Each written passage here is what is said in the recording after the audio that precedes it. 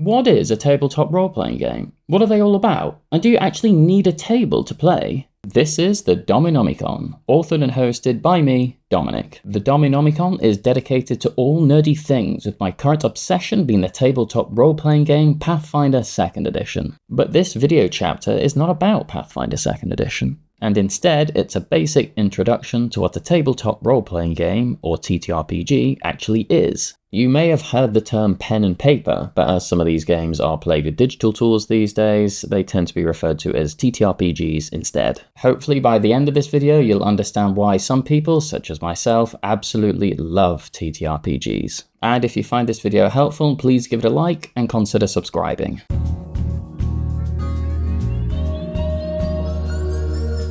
So I'm going to attempt 3 different ways to explain what a TTRPG is, starting with the quickest and simplest, then going into a slightly more complicated explanation, and then ending with the most detailed summary I can think of. And please bear in mind that this is a general explanation of TTRPGs and may not refer to specific ones, but it does tend to apply to most of the popular ones. Oh, and you probably do need a table to play a TTRPG, as it's pretty hard to play one of these games without one, just the same as it is playing a board game without a table. Although I guess you could use the floor, now I think about it. Anyway, let's begin with the simplest explanation. If I was to explain what a TTRPG is in one sentence, it would be this. You are playing make-believe with your friends, even as an adult, but it's okay because someone popped down a rulebook on the table and now it's no longer weird. As silly as that sentence actually does sound, it kind of is the truth, honestly. I think one of the best parts of being young was that you could come up with crazy, imaginative stories and really enjoy playing them out with your friends. And as you become an adult, this sadly becomes less and less acceptable. But with TTRPGs, it's like you get to do that stuff all over again, except now you have all your world experiences and knowledge to go along with you. And if you're even with a semi-decent group of friends, they go along with you also, and you all have a great time joking, laughing, and getting attached to the stories you have crafted together. It really is as wonderful as it sounds. That's the simplest explanation I can come up with, and due to its simplicity, it doesn't really offer enough information. So let's try again, but with a little more detail. A TTRPG is like playing a board game with a few exceptions. Instead of pieces on a board, you have persistent characters that you and your friends have created, all while following the guidelines of the TTRPG system you are using. And instead of playing against each other, you play cooperatively, with a singular person in charge of the rules. This person, called the GameMaster or GM, not only adjudicates the rules, but also creates the challenges and encounters you will face. And instead of an actual board, you'll use maps that the GM will create, source, or basically imagine. And you'll all be role-playing the characters you created, and the GM will role-play all the other characters you will encounter. Instead of a game lasting only a singular session, TTRPG games can last months and even years, with your characters leveling up and getting more powerful over the course of a game. And lastly, everyone in the game helps weave the story together, with your decisions potentially impacting the entire world, both for better and for worse. Oh yeah, and you roll dice to decide on how successful or unsuccessful you are when you attempt stuff. The dice really are the ones in charge here. And that is attempt number 2 at explaining what a TTRPG is. But I think it's time for the more detailed analogy of the 3. A TTRPG is kind of like a movie or a book, but instead of you simply watching or reading, you're actually one of the main characters in the story, or campaign as they tend to be called. Every player will create a character, and that character will be pretty unique with their own skills and abilities that they can use specific to the rulebook or system you have chosen to use. And one of the most initially daunting and ultimately extremely satisfying parts of playing TTRPGs is getting to roleplay as your character. This doesn't mean dressing up as a knight and bringing a horse to your sessions, although I guess you could do. I'd make sure you get permission before you do that. It means acting out your character, at least their voice and personality, in front of the other people in your campaign. These characters usually have backstories and personalities and the like that you will get to choose, so long as it works within the setting that you're playing in. For example, if you were playing in the standard fantasy fair setting, it wouldn't make a lot of sense to play as a robot with a Gatling gun. Though, with all that said, these decisions kind of depend on the one person that all players will rely on for their campaign, the GameMaster, aka the GM. The GM is kind of like the writer/author and the director all at once. It's their job to plan out a session before the game begins, usually days or weeks in advance, and they will be the ones that set the scene, describe the world, and more or less guide the story. There are a million ways to GM, by the way, I'm just explaining one of them. Some create their own worlds for this purpose, or some use pre-written existing worlds such as Dungeons & Dragons Forgotten Realms or Pathfinder's Golarion. GMs also create their own characters called NPCs or non-player characters, with the player characters called PCs. And it's their job to roleplay and act out as these NPCs, just as it is with your PC, though the difference here is that the GM tends to play as multiple characters, possibly up to a dozen or more in a single session. GMs are also the ones that provide the challenges, doing their best to keep things engaging, balanced, and fair along the way. It's not their job to try to kill all of your characters, although this can happen, and when it does, it's referred to as a total party kill or TPK, and this scenario is usually one of the worst outcomes for most good GMs, by the way. Because at the end of the day, you're all playing a game, and you want to have fun, and it's not very fun for everyone's character to perish. Yes, usually in TTRPGs, when your character fully dies, they are actually dead, and you have to make a new one.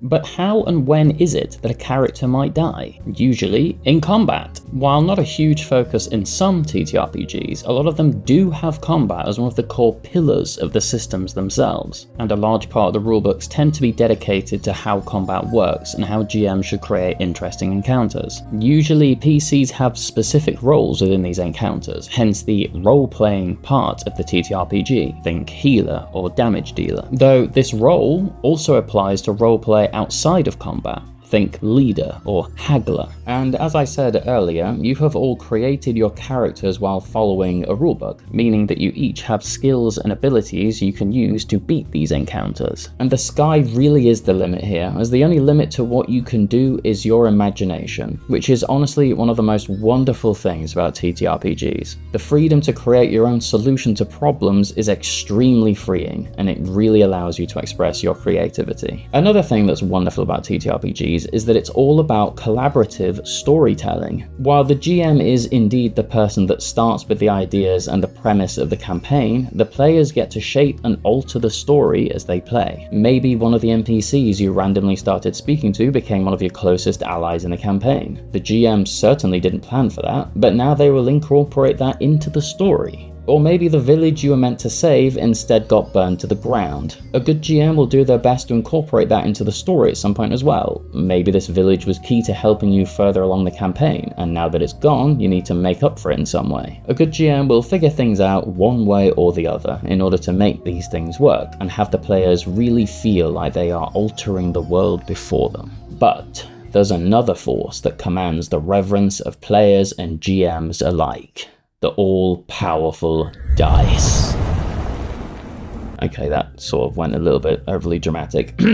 The dice add a sort of random factor to almost everything that can happen in a session. When anyone, player or GM, attempts something that could be classed as risky, dice are rolled to determine the outcome. This is usually players, but enemies and NPCs also will be rolling dice. And depending on your character's skills and abilities, these dice rolls can be more or less successful. Thus, the dice can be your best friend or your worst enemy.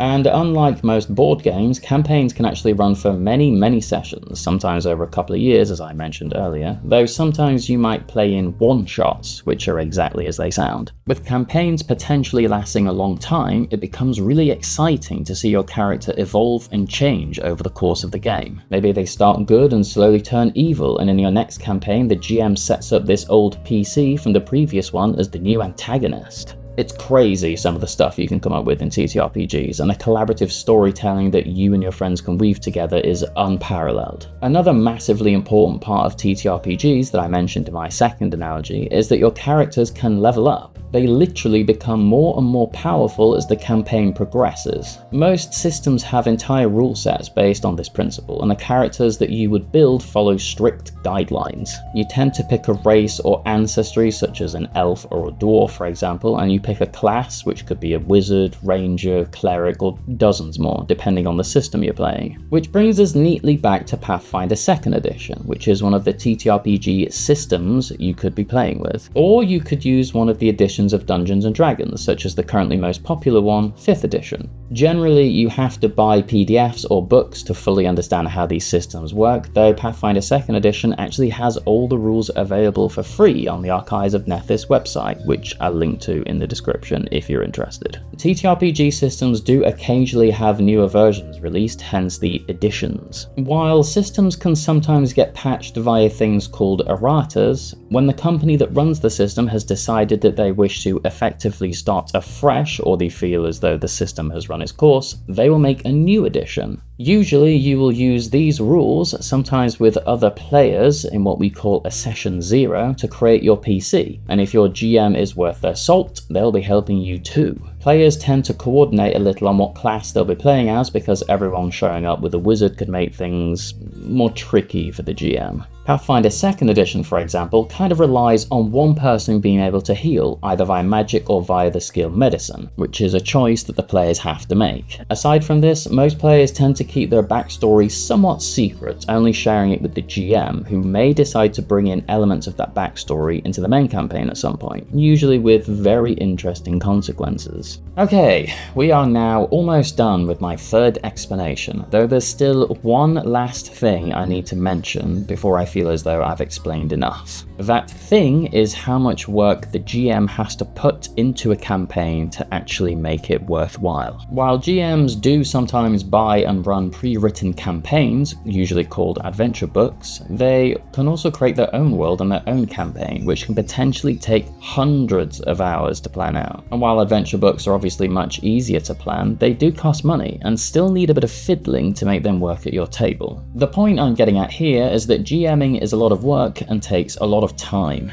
Players simply need to create a single character and show up on time, while the GM has to do a heck of a lot more. And while I do think that GMing can be very challenging, I also think that so long as you have players that you get along with who appreciate your efforts, you'll find GMing extremely satisfying and fun. And I really think all players should give it a go, at least once, even if it's just for a one-shot. Otherwise, GMs can end up in a position where they are called the forever GM, meaning that they never really get to play and always have to GM, and this can be upsetting for some GMs.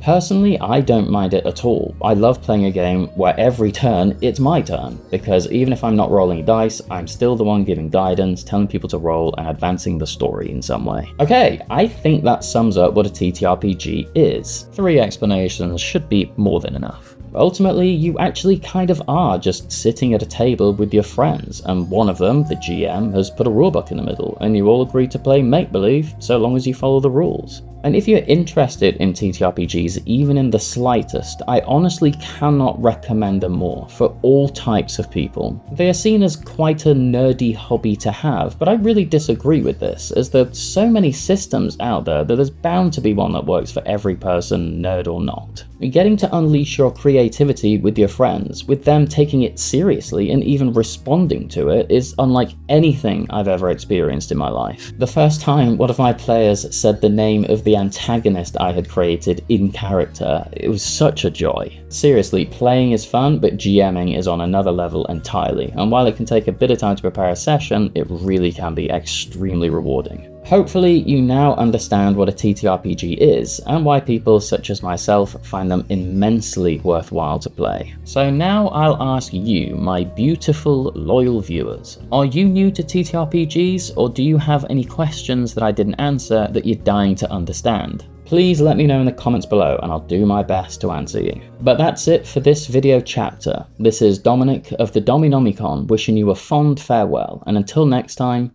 goodbye.